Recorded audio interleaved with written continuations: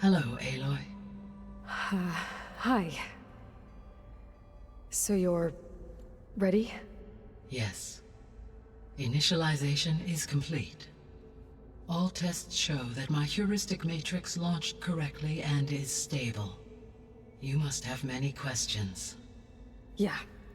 But two big ones first. We're not gonna be able to fix the biosphere without making you whole. I ran a search for your subfunctions at the Hades Proving Lab, but Minerva was the only one I found. Thankfully, the sensory capabilities of this facility are far more advanced. I will search for the others now. Transmitting query pattern. Receiving.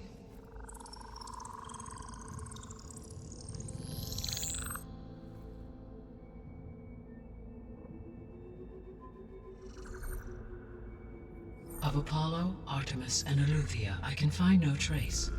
They are simply gone. What about the others? Ether, Demeter, and Poseidon are revealed. They lie within reach, procurable.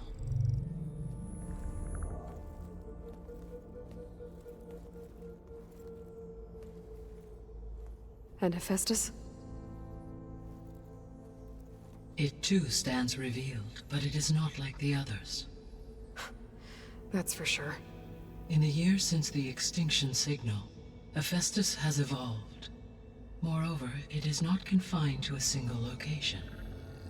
It haunts the global network that connects cauldrons to each other across the planet, making it exceptionally difficult to subdue. Let me guess. We need it bad? Correct. Its capabilities are essential. Without it, I can only delay the extinction of life on Earth.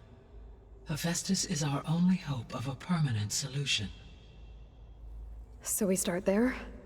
Unfortunately, we cannot. Procuring Hephaestus can only be attempted after my own capabilities have been significantly enhanced. Grab the other subordinate functions first, then Hephaestus. Precisely so. So, Ether, Demeter, and Poseidon. How do I capture them? To recover a subordinate function, you will have to travel to its location and find the physical processor to which it escaped. Then, exactly as you did with Minerva, you must use the master override to revert the subordinate function to its original code state. And then how do I get it back here? The subordinate function must be loaded onto a data storage device and physically carried back to this facility.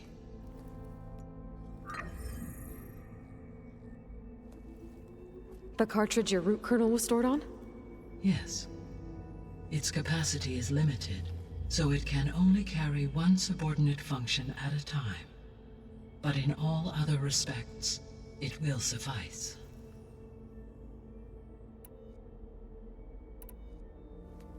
Maybe you can help me make sense of something. A while ago, I had a run-in with a group of strangers who tried to kill me. They had machine servitors and a clone of Elizabeth Sobek with them. Yes, this was recorded by your focus.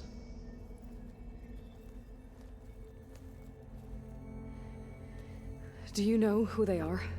The answer to that question is related to the extinction signal that woke Hades, prompting my predecessor's self-destruction. The extinction signal? Okay, that sounds ominous. The signal did not come from Earth, Aloy.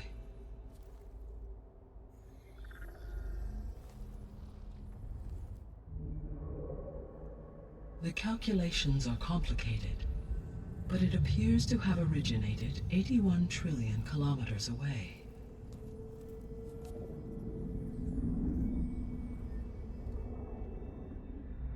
A distance so vast that light itself requires 8.611 years to cross it.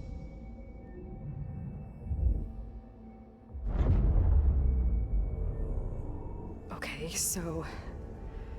what's so far away, and why does it want us dead? The Sirius star system. Serious? That's where Far Zenith, their ship. The Odyssey. Yes, that's where it was headed. But it blew up. Unless... I don't... Why make it seem like they failed? They didn't want anyone to know. They didn't want future humans to think that they were out there. Wait. The strangers who tried to kill me at the Hades Proving Lab? The ones with the clone? Are you saying that they're from... that they're descendants of... Far Zenith?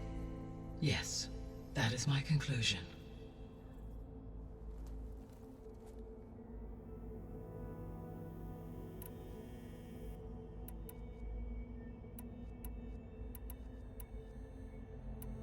The 3 subordinate functions that you detected. What do we know about them? All 3 are relevant to problems currently plaguing the biosphere. Ether is responsible for detoxifying the atmosphere and moderating the weather. Poseidon controls the organic and chemical composition of water resources. Demeter sows, fertilizes, and tends to plant life. If all 3 were restored to me, they would constitute a massive increase to my heuristic processing density. But beware. Their responses to my query pattern were irregular. In human terms, they are frightened, lost, and paranoid. Like Minerva. They need to be whole again. Exactly.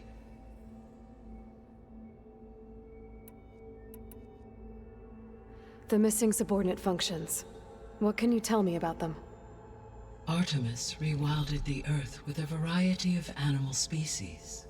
Eleuthia was responsible for gestating, nurturing, and acculturating a new generation of human beings.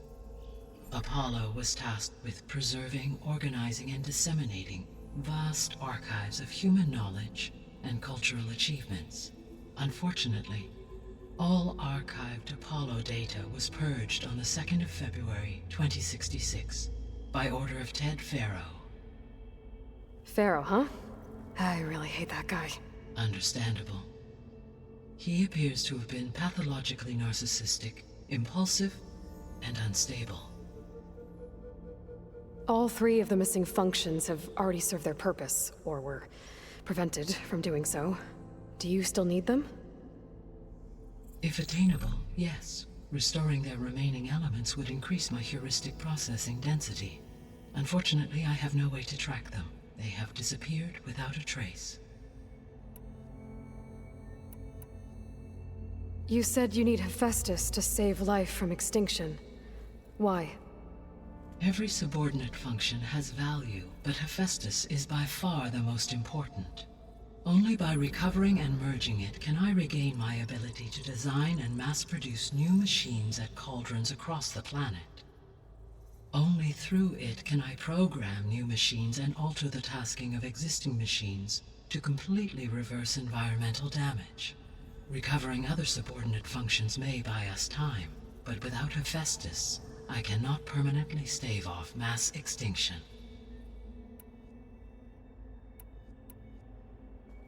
Given Hephaestus's importance, is there really no way to capture and merge it first?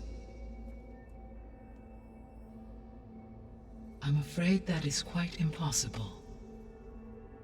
In my present state, launched and merged with Minerva, I am operating at less than 1/5, 18.8%, of my intended processing capacity. Hephaestus dwarfs this figure. Were an attempt made to conduct the merge under these circumstances, Hephaestus would absorb me, rather than the other way around. A merge cannot be attempted until my heuristic processing density exceeds its own. And how many subordinate functions is that going to take?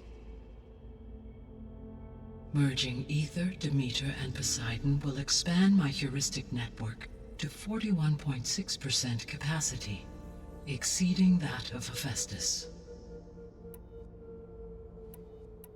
You said Hephaestus isn't located in just one place. Correct.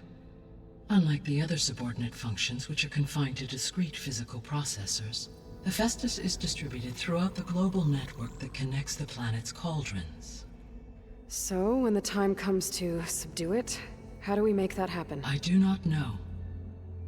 While you are retrieving the procurable subordinate functions, I will attempt to find a solution. So, once Hephaestus has been recovered and merged, you'll regain the capacity to mass-produce machines at cauldrons around the world. Yes, and to program their behavioral routines, or even control them directly. So could you build an army of machines? Attack the descendants of Far Zenith and take them out? It is in my nature to take any and all necessary steps to preserve life on Earth, human life above all. So yes, once I have been empowered with the capacities of Hephaestus, I could design, build, and command such an army. Given the nature of the Far Zenith threat, doing so may be our only option. I must admit, however, that I have misgivings about using such technology to kill, no matter how aggressive the enemy. That's good. It means you have a conscience. As Elizabeth intended. Indeed.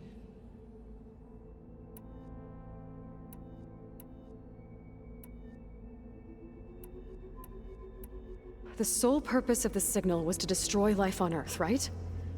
Why would descendants of Far Zenith want to do that? At this point, we can only speculate. I mean, Earth posed no threat to them. We don't have the technology to get in their way. We didn't even know about them. True. Unless... well... could it be that they want the planet for themselves? The strangers I ran into, they were after a Gaia backup of their own. I mean, if they did that... if they booted their own Gaia and boosted her power... until she could take control of Hephaestus. And then the whole terraforming system. Then yes, the system could be used to do what the extinction signal failed to accomplish. Snuff out life, and then potentially to build an entirely new biosphere, to their specifications. So they could be trying to do the same thing we are. But with opposite results. Extinction, instead of salvation. Well, this is not good. You said Sirius is really far from Earth. 81 trillion kilometers, or 8.611 light years. Right. So, how would the descendants have gotten here? On a spacecraft much like the Odyssey, though significantly more advanced. The journey from Earth to Sirius would have taken the Odyssey almost 300 years. This appears to have been much faster. If their ship departed Sirius at the same moment the extinction signal first began transmitting, the journey was made in just 29 years at an average of 0.297 the speed of light. If they did not set out for Earth until they learned of the extinction signal's failure, the journey was even faster, a mere 13 years, or 0.662 the speed of light. Okay, enough. You're making my head spin.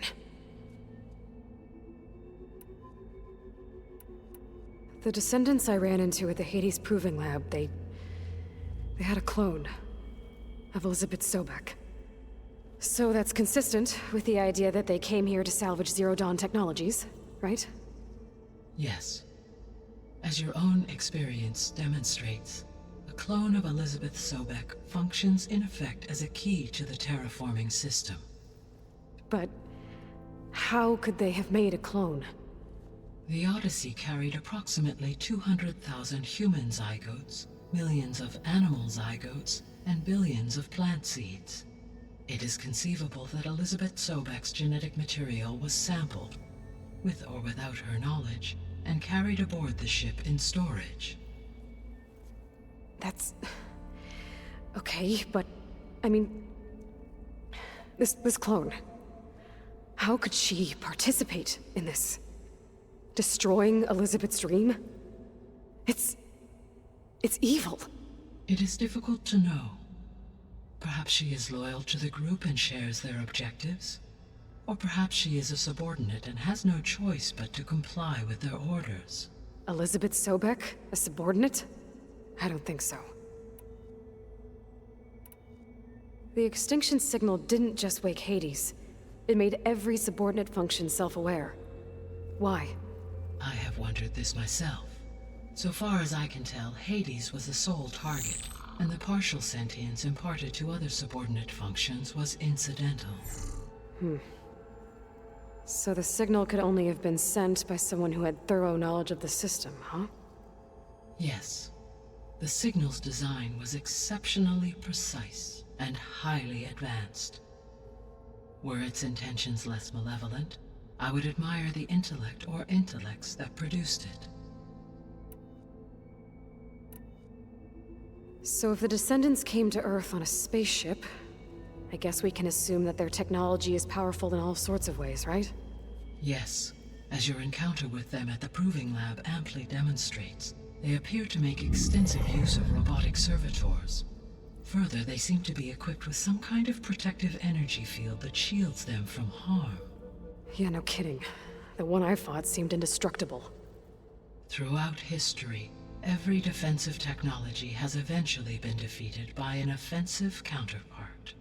For example, assuming I absorbed Hephaestus and utilized it to create a large force of combat machines.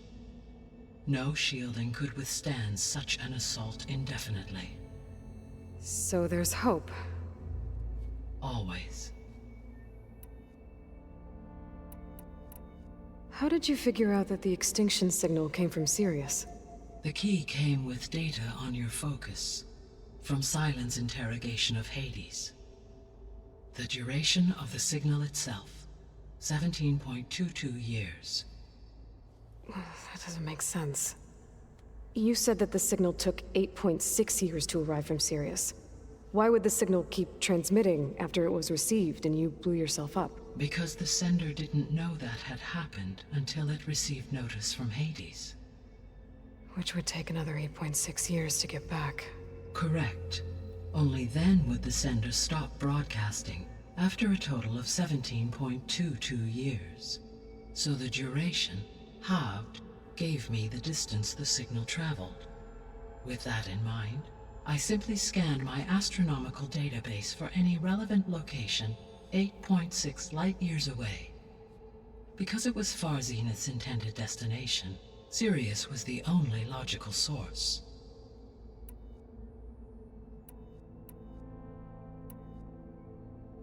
What is the state of the biosphere? Is the terraforming system functioning at all? In a sense, the terraforming system never stopped functioning. The difference, since my predecessor's destruction, is that there has been no central governing intelligence to monitor its robotic agents and assign new tasks. As a result, errors have accrued, and day by day, the biosphere has gradually veered ever more sharply towards destruction. In recent months, disturbances in the biosphere have become obvious. But these bellwether phenomena offer just the merest glimpse of the complex and accelerating cycles of environmental dysfunction, now driving Earth's biosphere towards collapse. And you can't do anything to stop it? If you can return Ether, Poseidon, and Demeter to me, I can improvise modest corrections to parts of the system. Weather will improve, water will be purified, and rampant plant growth curtailed.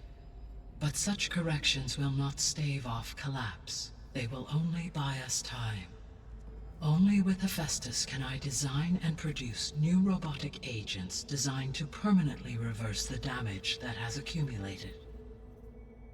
All efforts must be directed toward that end.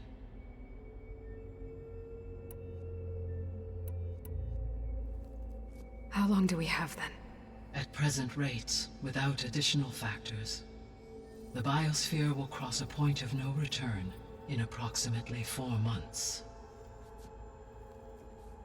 And if I gather Ether, Demeter, Poseidon, merge you with them? We will only gain a few months more.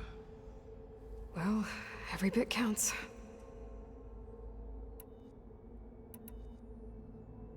I guess I should get going and start bringing back subordinate functions. What can you tell me about their locations? When my predecessor destroyed herself, the subordinate functions sought physical processors capable of holding them. So in each case you will be looking for a powerful computer of some kind. Ether is the closest, and therefore might be the easiest to acquire. However, it appears to be in the middle of Tanakh territory. My knowledge of that tribe is limited to data I read on your focus, but they seem to have a significant inclination towards violence. Well, that's a nice way to put it. What about Poseidon and Demeter? Poseidon has taken shelter in the desert south of this location. My substratal geography data indicates that a major old-world settlement called Las Vegas was located there. A ruin in the middle of the desert, huh? Strange place for an AI devoted to water. Agreed. As for Demeter, it appears to be located on the coast to the far west. Unfortunately, I am unable to provide any relevant data about the region. As such, it may be the most difficult to retrieve. Okay, so 3 subordinate functions to go after. Ether, somewhere in Tanakh territory, Poseidon in the desert, and Demeter on the coast. Where will you begin?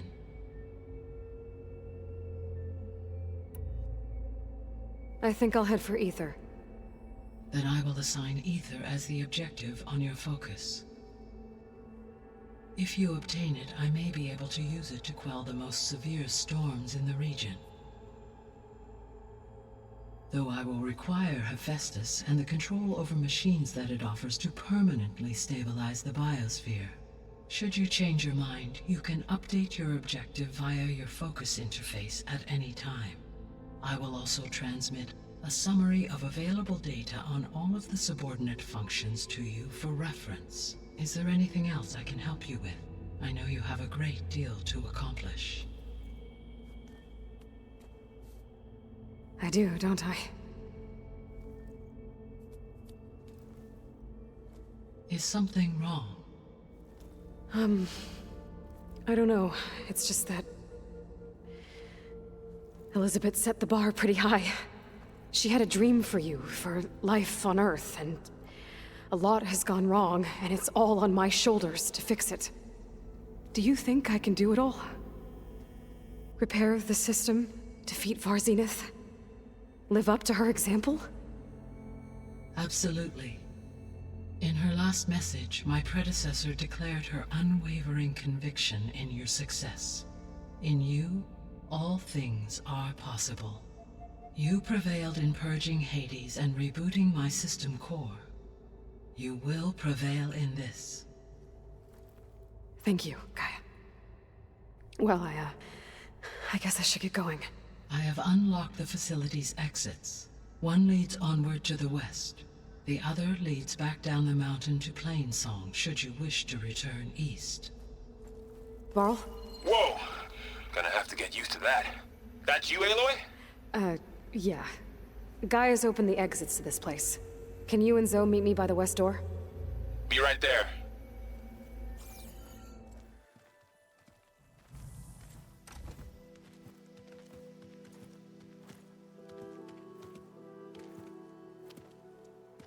I need to head further west. To, get more of Gaia's components. Make her stronger. You two can stay here in the meantime. And Gaia can help get you up to speed. I'm not trying to shut you out. It's like training. Actually, I'm gonna go back east to get Erend. Bring him here. Look, allies, friends can help. We have a place to stay now, and like you said, Gaia can teach us, catch us up. It'll be okay. Okay. Take these then. One to wear, one for backup. While you're at it, stop by Stone's Echo and look for Milu. Give her a message for Talana that I found a way over the mountains. Will do. Are you going with him? No.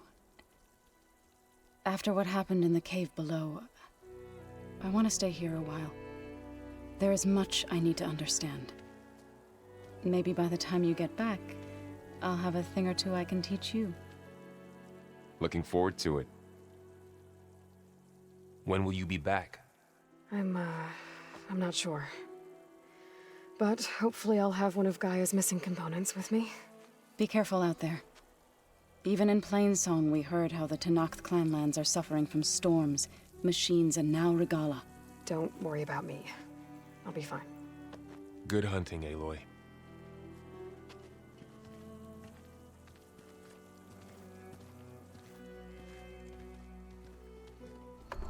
I'll take care of this. Clueless. So you decided to visit the hunting grounds. Good on you. Isvad here has all kinds of trials, so hotshots like you can put their machine hunting skills to the test. Or as the Tenakth call it, earning your stripes. Who knew they'd have hunting grounds, too? Isvad here says they stole the idea from the Karja. Funny. The Tenakth say the same thing about them. Don't go telling Isvad here that, or he'll turn as red as his uniform. He's still mad the Tenakth used this place for a while after they kicked the Karja out of the region. Tell you what, though. If you've been going out west, I could convince Isvad to give you some of the medals the Tenakth left behind. You know, as rewards for earning stripes. They'd be better off with you than sitting here collecting dust. Thanks. You need anything for the trials, come see me. I have some wares I'm sure you'd find handy. Good luck. Aloy! Sorry, I didn't mean to startle you. You sure you're okay being alone in here? I have Gaia. And learning how to interpret the glyphs of the old ones, it keeps me occupied. Have you gone back to Plainsong at all? I thought about it, but I wouldn't know what to tell them. The chorus already thinks me a thorn in the thicket. If they knew what we did to Fa, even if they understood, there'd be little they could grasp about all this. No. For now, I must leave the tribe behind.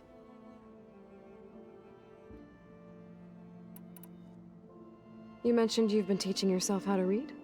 Yes. Gaia was kind enough to put together a list of glyphs used by the old ones. She helped me decipher some of the data you've collected, and showed me how to use the focus to help the process. It's not easy, but it's been working so far. That's good to hear. Did Gaia tell you anything about the Zeniths? She did. Though it wasn't exactly easy to believe. To think that there are places among the stars where life can bloom as it does here, it is humbling, to say the least, and heartbreaking that such life should be bent on destroying ours. So, how does a tribe like the Utaru manage to maintain the peace with warriors like the Tenakth? By holding them off. When our fields bloomed aplenty, the Tenakth looked upon our lands with envy. But Plainsong's dishes provided sanctuary and high ground to keep invaders at bay. In the end, even the Tenakth saw sense in a truce. The Utaru promised to provide the Tenakth with food from our crops every year. In exchange, the Tenakth would relinquish one of their own, a veteran, to train the Utaru in combat. This custom was abandoned a few years after the derangement. But some veterans still remain in the plains. I believe I've met them already. I've been meaning to ask, what's the deal with you and the chorus? You didn't seem to be on the best of terms. That's what happens when you're the one Utaru who insists on publicly defying them. Twice. When the Karja invaded the Utaru plains, they did more than just attack our villages. They burned our fields, took our people as slaves, and murdered those who were too weak to make the trip back to Meridian. To be sacrificed in the Sun Ring. I was helping the healers back then, as waves of refugees swarmed into Plainsong. The chorus was divided in how to face the invaders. Some saw sense in raising arms. Others believed the dishes would keep us safe, as they had many times before. And while they bickered, I buried the seeds of the fallen. It couldn't have been easy. Seeing your people suffer while the Karja invaded your lands. I come from a small village near Plainsong. My grandmother used to say there was no seed that wouldn't grow there. I moved to the Dishes when I decided to apprentice as a healer. When the Red Raids began, I thought about going back. But the injured kept pouring into Plainsong, day after day. So I kept putting it off. One day, I woke up to hear a Karja raiding party had ransacked my village during the night. I rushed there with the healers to help the survivors, but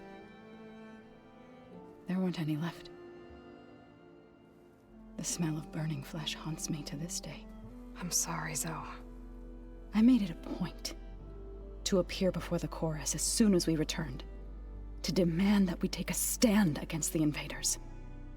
I was denied. So I left to fight on my own. You said you set out to fight the Karja alone? I did. But it turned out I wasn't the only one. News of my disagreement with the chorus spread through the plains. Before I knew it, I had more than a dozen Utaru warriors ready to follow me into battle. We knew we couldn't take on the Karja armies head-on, but we also knew the lay of the land better than they did. We ambushed smaller raiding parties, sabotaged their supply lines, and hit their encampments at night. Sounds like you were a force to be reckoned with. Enough that the Tenakth took notice. When the clans began to push the Karja back east, they let us join their ranks. We chased the enemy all the way to Barren Light. You said you were at Barren Light when the Tenakth defeated the Karja? Tenakth marshals climbed the cliffs of the Daunt under cover of night, then attacked from the other side. Before we knew it, the gates were open, and the full force of the clans burst through. What happened next was not something I like to remember. When all the dust and blood settled, I smelled it again. The stench of burnt flesh. Our enemies defeated. What was left of my squad returned to the Utaru Plains. I went back to Plainsong. But even as the harvest passed, it didn't feel like I'd truly returned at all. Is that when you became a grave singer? I thought soothing the suffering of others would somehow appease my own. Then you came along and gave me a choice. I could either sing at people's graves or fight for a chance to keep them alive. I'm glad you chose the latter.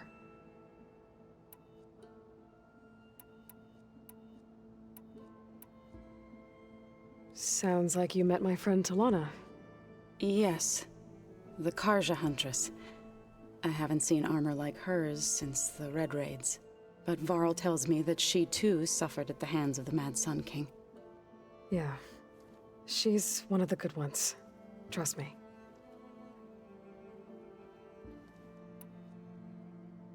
So you've been talking to Gaia? Yes.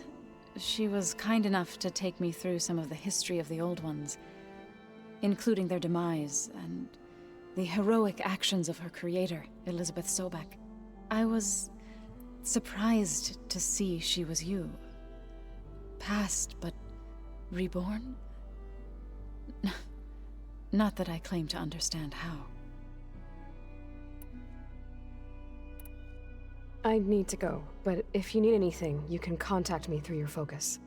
I'll keep that in mind. What's going on here?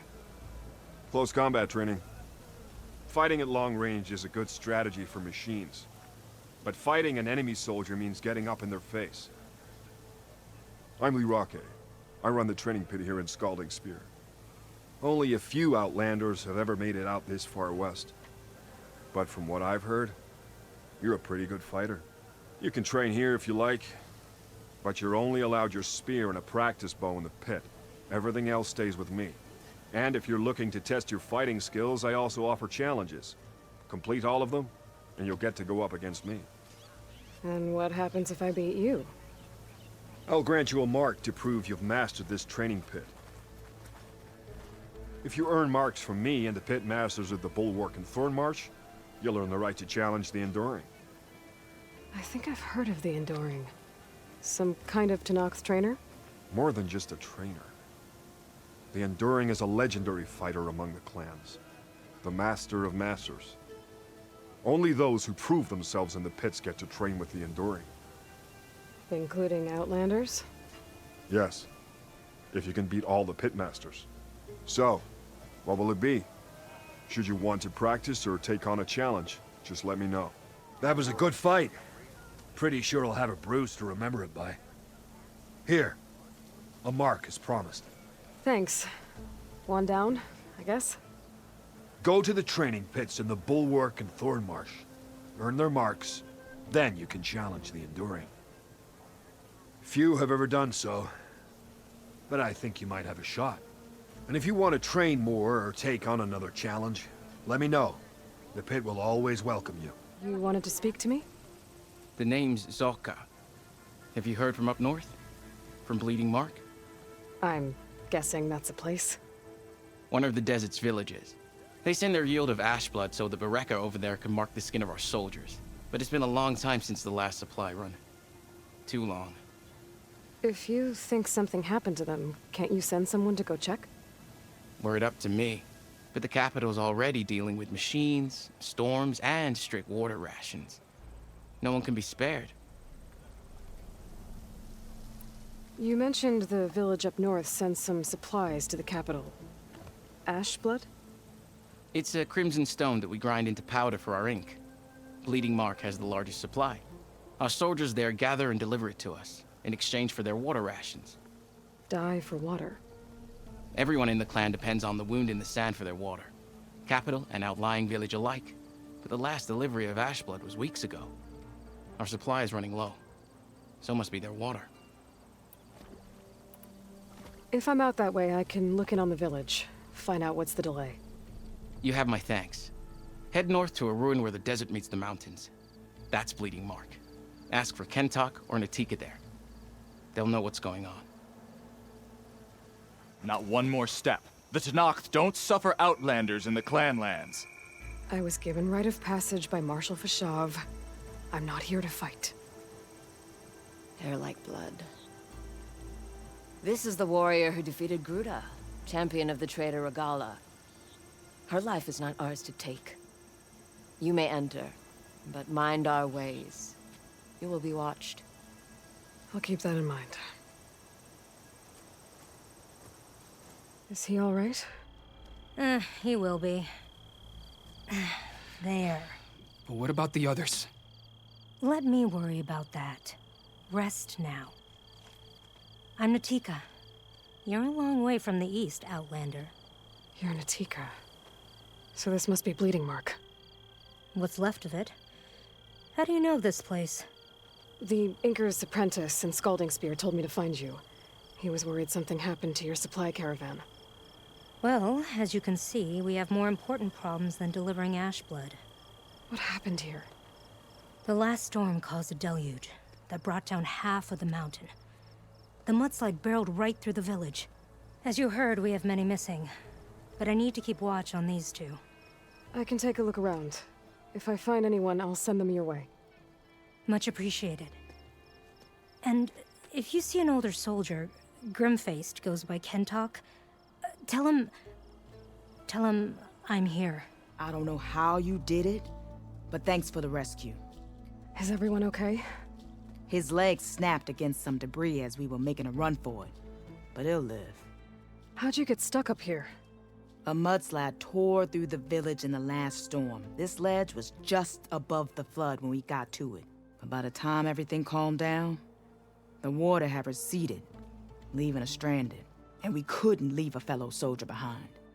Can you make it to the shore from here? Natika's there, tending to the wounded. Natika. Thank the Tin. We'll head for her location. She'll know what we should do next. When the mudslide hit, I saw some of the others running towards the metal towers. You might want to check there. Thanks. I'll look into it. Is everyone okay? Better now, without snapmaws prowling around. You sure know how to fight. During the storm, I think I saw some of our comrades running toward the metal towers on the west end. They might need a hand too, if you're willing. Okay, I'll check it out. Have you seen Kentok? Natika asked me to keep an eye out for him. Last I saw him was before the mudslide hit. Okay. Head for the shore, on the other side of the village. Natika's there with the other survivors. Will do. Thanks again. Everyone okay? You're not one of us. Sorry. Yes. We took shelter in here when a mudslide swept through the village, but debris blocked the passage we came in through. That ladder was our only way out, but we couldn't reach it from here. Don't worry. I'll find us another way out of here. Do you know what happened to the others? There are more who made it. They're safe now. Thank the 10. As soon as you're out, head for the shore. Natika's waiting on an overlook there. So she survived. Good. We'll join her as soon as we have a way out. Okay. Sit tight for now. Rest now. Aloy, thanks to you, these soldiers are safe. But where's Kentok? I didn't see anyone who matched his description. Do you know where he was when the storm hit? I was the last one to see him, just before. I told him I wanted to leave this place to pledge my blade to the Chief's guard, but he refused to discharge me from the squad. All Tenakth are stubborn fighters, but Kentok is more so than most. So I walked out. I was coming back from the opposite ridge when I saw the mudslide. You were coming back to make amends. I must find him. If anyone can survive such a storm, it's him. You said Kentok is your squad leader? I've trained under him ever since I was assigned to a squad. He's tough as a shell snapper. Unforgiving as the desert. But my blade is quicker, deadlier because of him. And he taught me to fight for duty, not just glory. To serve something greater than yourself.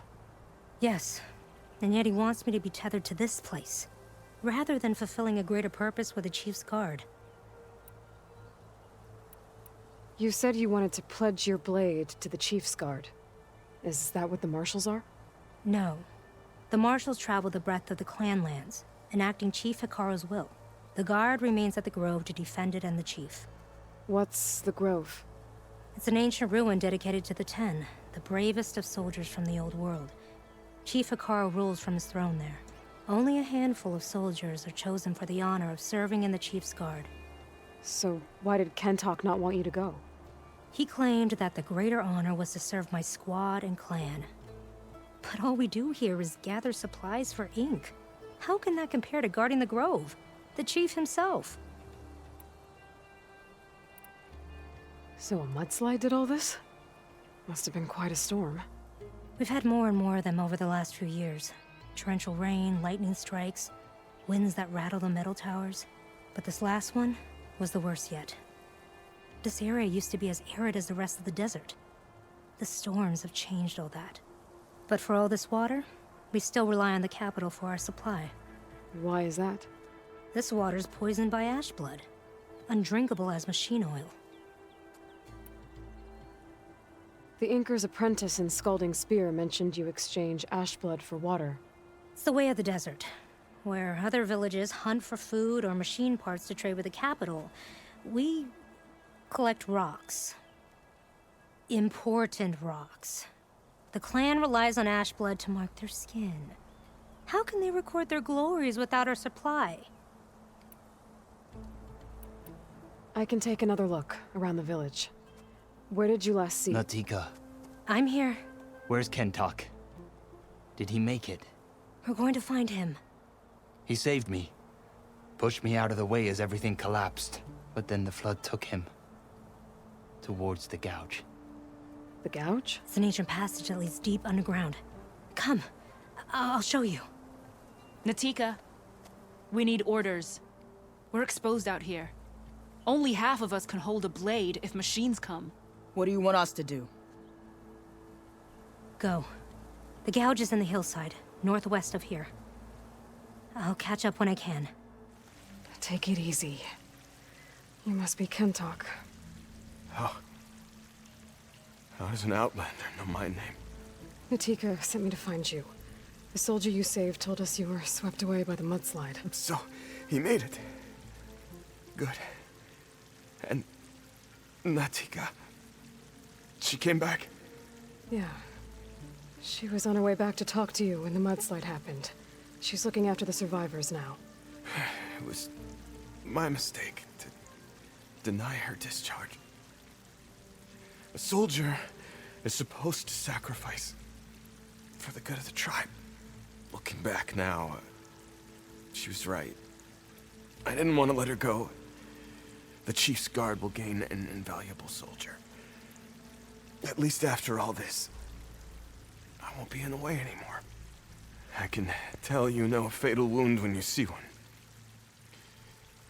My service to my clan is done. So, leave me. No, you're not going to die down here. There has to be a way to get you out. There isn't. I tried to climb out, but it's no use. The walls are too slick. Water's coming in. From the surface? But not from where I came in. There must be another source. And if I find it, and open it up... You might not be able to move Kentok, but I think there might be a way to move you. Hey. Hey! I need you to stay awake. I'm gonna take a look around. You're just like Natika. Relentless as a fireclaw. And you should be used to it.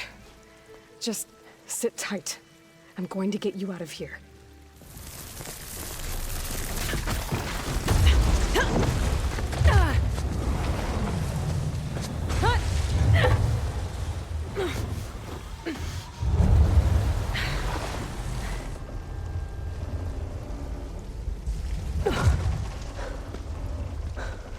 What did you do? I found us a way out. Almost there. Hey! Stay with me! Tell Natika. You tell her yourself. She said you're a stubborn fighter, so keep fighting.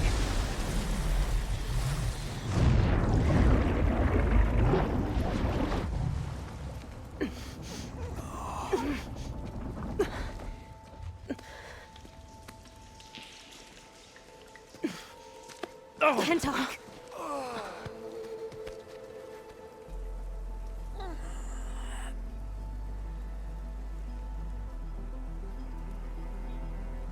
You wanted me to tell you. The blade answers only to the hand that commands it. He would say that every time we sparred. Sometimes as an insult. Other times as a compliment. But I guess he was right. It was always my choice to stay or go. I'm sorry you didn't get to make amends. So am I. What will you do now? I'm not sure. Bleeding Mark has a chance to recover. And once that's done, I could join the Chief's Guard. But I have to lay him to rest first. With full soldier's honors. Aloy, wait. You saved my comrades, somehow drained the entire village. I want you to have this. Thanks. And good luck. Whatever you decide.